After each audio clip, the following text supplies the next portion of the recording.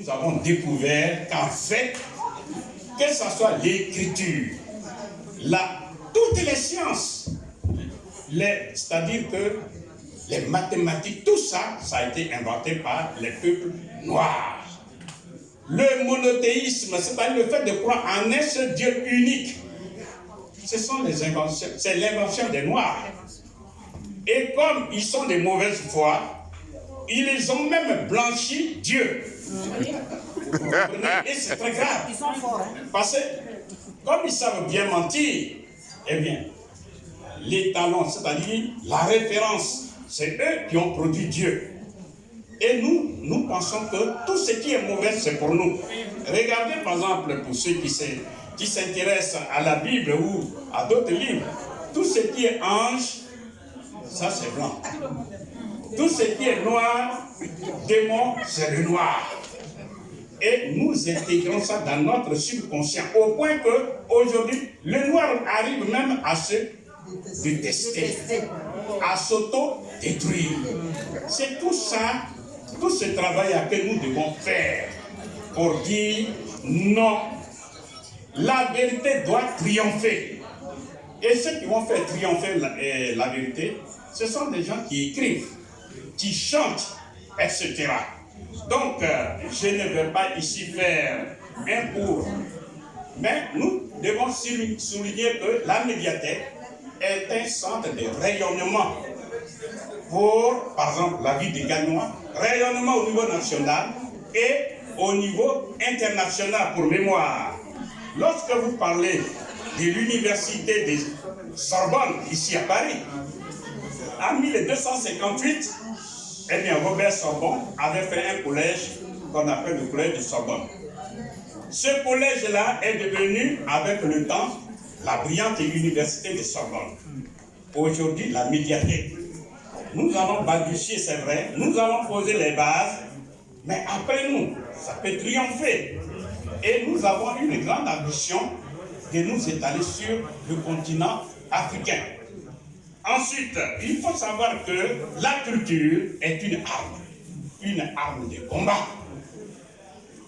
Par exemple, ici même en France, quand vous cherchez tous les documents qui se rapportent à l'esclavage, eh bien, ce n'est pas évident de les trouver. On les appelle les armateurs. Il y a des documents qui sont certes à Marseille, même en Nouvelle-Calédonie, etc. Ils ont éparpillé. Parce qu'il faut cacher l'information. Il faut cacher l'information à ceux qui sont victimes. Il y a des bibliothèques ici, il faut passer par un ami, le CODERM, c'est-à-dire un blanc, pour qu'il puisse entrer et vous donner des documents que vous cherchez. Tout ça, ils le savent. En brûlant la bibliothèque d'Alexandrie, ils savaient que ce sont ces Noirs-là qui, demain, enfin, qui déjà ont dominé le monde et qui, après avoir été renversés, si on leur donne leur tête, c'est-à-dire leur mémoire, ils peuvent se révéler. Voilà. Donc, c'est pour dire que c'est un travail monumental, c'est une grande responsabilité. Ceux qui veulent entreprendre, non pas entreprendre, ce n'est pas de ça que je parle. Mais je veux dire, ceux qui ont eu une conscience sur ce problème, ils doivent le faire, c'est un devoir. Autrement dit, la médiathèque, c'est un éveil de conscience. Éveil de conscience, parce que c'est le lieu de formation personnelle. Et ceci sur tous les plans. Sur tous les plans, par exemple sur le plan politique. Vous allez dans une médiathèque, dans une bibliothèque, vous allez lire ce que certaines personnes ont pu faire. Prenons la brillante civilisation de la Chine. Quand vous allez lire sur Mao et ses autres amis, avant 1949, les Chinois mouraient de faim.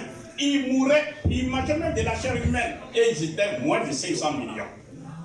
Il a fallu Mao et ses amis pour mener un combat de libération nationale avec détermination. Et quand en 1949, ils l'ont apporté, eh bien, tous ces dirigeants comme les Chiang Kai-shek, tout ça, ils ont fui.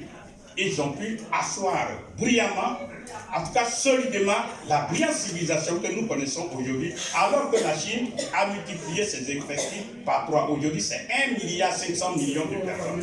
Mais qui est la première puissance économique du monde?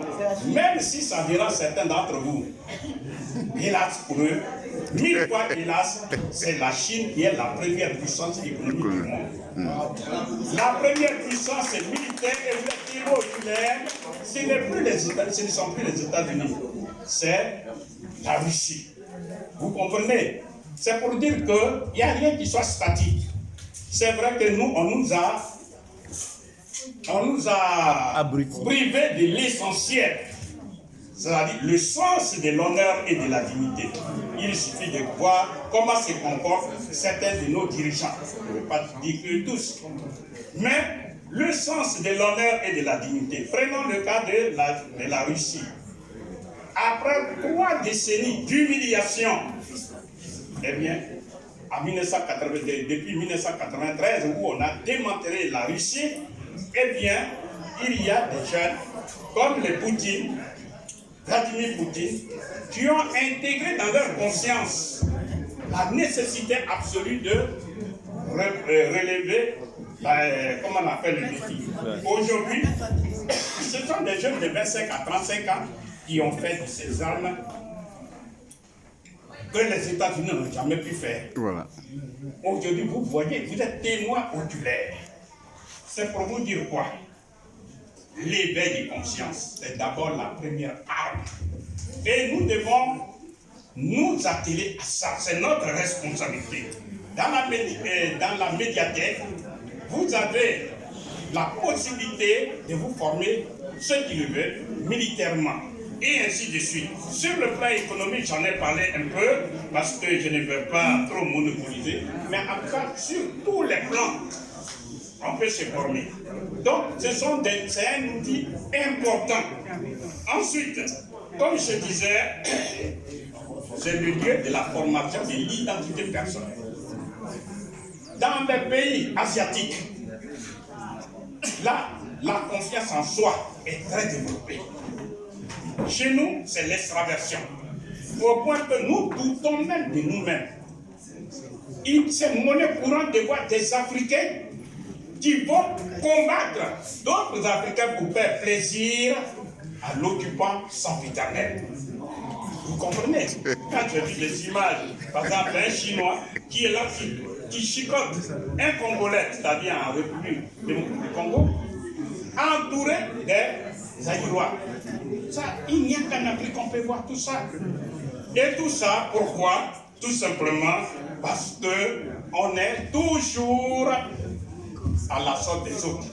Donc nous disons, la solidarité africaine, et c'est là nous allons tenter de finir, la solidarité, il y a des solutions qui, de notre point de vue, si ces solutions sont mises en application, non seulement l'Afrique va renaître de ses cendres actuelles, mais l'Afrique va reprendre la direction du monde comme elle l'a déjà fait pendant des millénaires. Quelles sont ces solutions? Et je disais que je ne vais pas faire ici un cours, mais je vais simplement les égrener. Quelles sont ces solutions? Il y en a 4. La première solution, nous disons, il faut battre la monnaie unique africaine.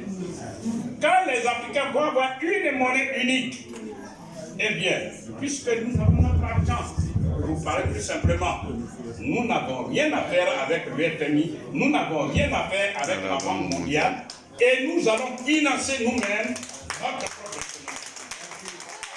Deuxième solution, comme je l'ai dit, je ne vais pas faire un cours ici, mais je vais simplement les égrener.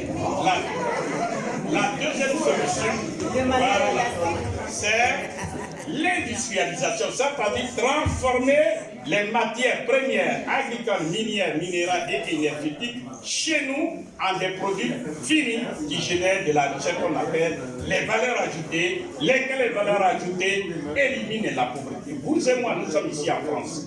Prenez l'exemple, vous allez acheter une tasse de café. En moyenne, c'est 2 €. Ce qui veut dire quand le barman, puisqu'il faut être curieux, en sortant, si vous pouvez demander, dans cette tasse de l'eau chaude, on a mis combien de grammes de poudre de café? J'ai fait l'expérience, vous pouvez faire la même chose. On y met en arrondissant 10 grammes. Ce qui veut dire quand le barman a vendu 1 kilo, c'est-à-dire 1000 grammes, divisé par 10, il a vendu 100 tasses. 100 tasses multipliées par 2, il a récolté 200 €, c'est-à-dire 134 000. Mais la question centrale, nous-mêmes, nos parents, ils ont acheté le même kilo à combien? En moyenne, c'est 300 francs CFA, c'est-à-dire 0,45 €. Et comme on paye le droit unique de sortie, c'est-à-dire le DUS, 200 €, ça fait 300 plus 200 égale 500. 500 en moyenne, c'est 0,76 € que j'ai arrondi par commodité à 1 €. Donc, le commerce est nord-sud. Donc, on parle. Nous faisons les matières premières, eux, ils les transforment en produits finis. Lorsqu'on a vendu, il y a eu 200 € de récoltés, nous, on nous donne 1 €. Vous comprenez que s'il y a le salon international du café, et si on vous dit, pour entrer, il faut payer 200 € comme dans cette salle, le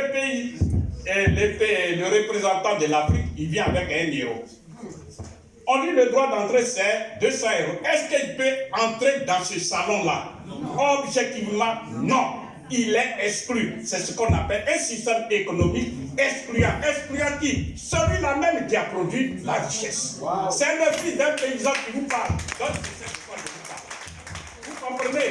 C'est de tout ça, c'est-à-dire en fait, l'esclavage d'hier a été modernisé. Et on fait de nous une main-d'œuvre cordiale à perpétuité.